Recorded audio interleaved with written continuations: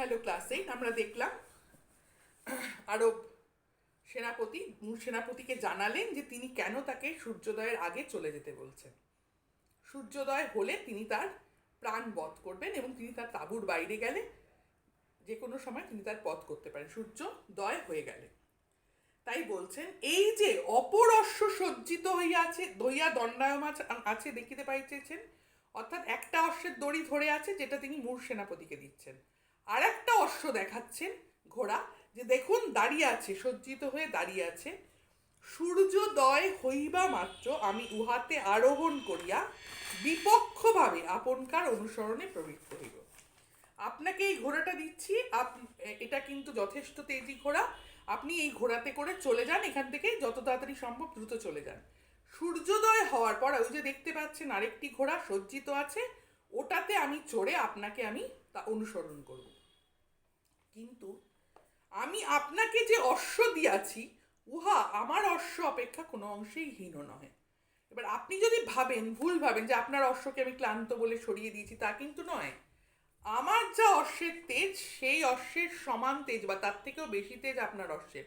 আপনি ভাববেন না কখনোই যে আপনাকে যে অশ্ব বা ঘোড়া দিয়েছি সেই অশ্বের কোনো তেজ নেই বা সে দ্রুত ছুটতে পারে না, এরকম আপনি ধারণা করবেন না। যদি উহা দ্রুত বেগে গমন করিতে পারে তাহলে আমাদের উভয়ের প্রাণ রক্ষার সম্ভাবনা। আবার এটাও বলে রাখলো, যদি আপনার ঘোড়াটা প্রচণ্ড জোরের গতিতে এখান থেকে চলে যেতে পারে তাহলে আপনারও প্রাণ রক্ষা হবে, আমারও প্রাণ রক্ষা হবে। কেন না, যখন ওকে বধ করতে যাবে তখন মূর সেনাপতিও নিশ্চয়ই ছেড়ে দেবেন আরব সেনাপতিকে, তিনিও লড়াই করবেন, তাতে মূর সেনাপতিরও প্রাণ যেতে পারে, আরব সেনাপতিরও প্রাণ যেতে পারে, যিনি শ্রেষ্ঠ বীর তারই প্রাণ রক্ষা পাবে। তো সেই জন্যই বলছে যে যদি এটা দ্রুত বেগে যায় তাহলে আপনারও প্রাণ রক্ষা হবে, আমারও হবে, অর্থাৎ আমরা দুজনেই বেঁচে যাব। কিন্তু যদি এটা দ্রুত বেগে না যায় আমাদের দুজনের মধ্যে একজনকে মরতে হবে। তার কারণ আরব সেনাপতি শপথ করেছেন যে সূর্যোদয় হওয়ার পর তার পিতার হত্যাকারীকে তিনি হত্যা করবেন। এতদিন তিনি জানতেন না তার পিতার হত্যাকারীকে, এখন যখন জানতে পেরেছেন তখন তিনি প্রতিজ্ঞা করেছেন। এই বলিয়া আরব সেনাপতি সাধর সম্ভাষণ ও করমর্দন পূর্বক তাহাকে বিদায় দিলেন। করমর্দন মানে হ্যান্ডশেক করলেন তার সাথে, তাকে সম্ভাষণ জানিয়ে তাকে বিদায় দিলেন। তিনি তৎক্ষণাৎ প্রস্থান করলেন। মূর সেনাপতি বুঝে গেলেন, আর কোনো তিনি কথা বললেন না, তিনি সঙ্গে সঙ্গে সেখান থেকে প্রস্থান করলেন, চলে গেলেন। আরব সেনাপতিও সূর্যোদয় দর্শন মাত্র অশ্বে আরোহণ করিয়া তদীয় অনুসরণে প্রবৃত্ত হইলেন। তদীয় মানে তাকে।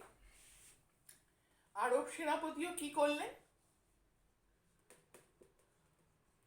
আরব সেনাপতিও যেই মুহূর্তে সূর্য উদিত হতে দেখলেন, সূর্য উদিত হওয়ার পর সূর্যকে দেখা মাত্র, সূর্যোদয় দর্শন মাত্র তিনি ঘোড়ায় চড়লেন এবং মূর সেনাপতিকে অনুসরণ করলেন। মূর সেনাপতি কতিপয় মুহূর্ত পূর্বে প্রস্থান করেছিলেন, কিছুক্ষণ আগে, অর্থাৎ সূর্য উদিত হয়েছে কিছুক্ষণের মধ্যেই। তাই বলছেন মূর সেনাপতি কতিপয় মুহূর্ত পূর্বে প্রস্থান করেছিলেন, কিছুক্ষণ মুহূর্ত আগে তিনি গিয়েছিলেন এখান থেকে। এবং তদীয় অশ্ব বিলক্ষণ সবল ও দ্রুতগামী, তার অশ্ব কিন্তু প্রচণ্ড শক্তিশালী, সবল এবং প্রচণ্ড দ্রুত যায়, ছোটে। এই জন্য তিনি নির্বিঘ্নে স্বপক্ষীয় শিবির সন্নিবেশ স্থানে উপস্থিত হলেন। এই জন্য তিনি সেই ঘোড়ায় চড়ে নিজের সঠিকভাবে নিজের শিবিরে যেতে পারলেন। আরব সেনাপতি সবিশেষ যত্ন নিরতিশয় আগ্রহ সহকারে তার অনুসরণ করেছিলেন, প্রচণ্ড যত্ন নিয়ে এবং আগ্রহ সহকারে তার অনুসরণ করেছিলেন।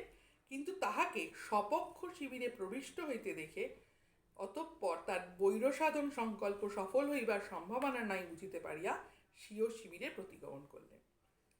কিন্তু তিনি দেখতে পেলেন যে মূর সেনাপতি তার নিজের শিবিরে ঢুকে গেছে, তাই জন্য সেটা দেখতে পেয়ে তিনি বুঝলেন যে তার আর শত্রুতার সংকল্প যে প্রতিজ্ঞা করেছিলেন তার শত্রুকে হত্যা করবেন, তার পিতার হত্যাকারীকে হত্যা করবেন, সেটা আর করতে পারবেন না, সেটা আর সফল হওয়ার সম্ভাবনা দেখে তিনি তার নিজের শিবিরে আবার ফিরে আসলেন। তাহলে আশা করি বুঝতে পারছো যে আরব জাতি কতটা শ্রেষ্ঠ অতিথি সেবার দিক থেকে।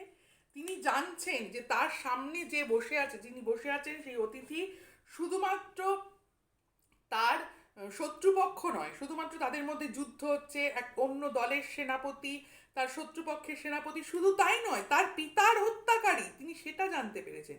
জেনেও তিনি সংযম রাখলেন। কেন না, আরব জাতীয় ধর্ম হচ্ছে অতিথির সেবা করা, অতিথি পরায়ণ তারা। তাই অতিথির অনিষ্ট চিন্তা তিনি করতে পারছেন না। যতক্ষণ তিনি অতিথি হয়ে আছেন, তার তাঁবুতে রয়েছেন, যতক্ষণ তিনি তার অতিথি হয়ে আছেন, তার অতিথির কোনো রকম অনিষ্ট তিনি করতে পারছেন না। তাই তিনি মনে মনে প্রতিজ্ঞা করেছেন যে পরের দিন অতিথিকে এখান থেকে চলে যেতে বলবেন, প্রস্থান করতে বলবেন, এবং সূর্যোদয় হওয়ার পর তার পিছু নেবেন এবং তাকে হত্যা করবেন, হত্যা করার চেষ্টা করবেন, প্রাণবধের তার চেষ্টা করবেন, তার পিতার হত্যাকারী, পিতার হত্যার প্রতিশোধ নেওয়ার চেষ্টা করবেন। এতদিন তিনি জানতেন না তার পিতার হত্যাকারীকে, কিন্তু যখন জানছেন, জেনেও তিনি হত্যা করতে পারছেন না। কেন না, তিনি তার এখন অতিথি হয়ে রয়েছেন। তাই অদ্ভুত আতিথেয়তা, তিনি জানতে পারছেন, কিন্তু তাকে তাও তার অতিথি সেবা করতে হচ্ছে, অতিথি পরায়ণতার জন্য। আরব জাতি শ্রেষ্ঠ, তাই আরব জাতির যে ধর্ম, সেই ধর্মচ্যুত তিনি হতে পারছেন না। তাকে তার অতিথি সেবা, অতিথি পরিচর্যা করতেই হচ্ছে। এবং তিনি তাকে যখন অতিথি হয়ে তিনি যখন অতিথি থেকে হয়ে তিনি যখন প্রস্থান করছেন, তার পটমণ্ডপ দ্বার থেকে বেরিয়ে ঘোড়ায় চড়ে প্রস্থান করছেন, তখন আর তিনি তার অতিথি নন। তাই তখন আর তার চিন্তা করা, তার সেবা করা, পরিচর্যা করার দায়িত্ব তার নেই। তখন তিনি তার পিছু নিচ্ছেন, কিন্তু তিনি পাচ্ছেন না। যখন দেখছেন যে অতিথি হয়ে যে এসেছিল সে আজকে তার নিজের শিবিরে ফিরে গেছে, তার শত্রু বা তার পিতার প্রাণ হত্যাকারী তার নিজের শিবিরে ফিরে গেছে, নিজের শিবিরে ঢুকে গেছে, তখন তিনি বাধ্য হয়ে বিফল মনোরথ হয়ে ফিরে আসছেন। এটাই হলো অদ্ভুত আতিথেয়তা। এর সঙ্গে কোশ্চেন অ্যান্সার থাকছে, তোমরা পড়াশোনাটা করে ফেলো। আর ওয়ার্ড মিনিং অবশ্যই পড়বে, ওয়ার্ড মিনিং না পড়লে কিন্তু বুঝতে পারবে না। বারবার রিডিং পড়বে, তাতে তোমাদের নিজেদেরও সাধু ভাষাটা সম্পর্কে ধারণা তৈরি হবে।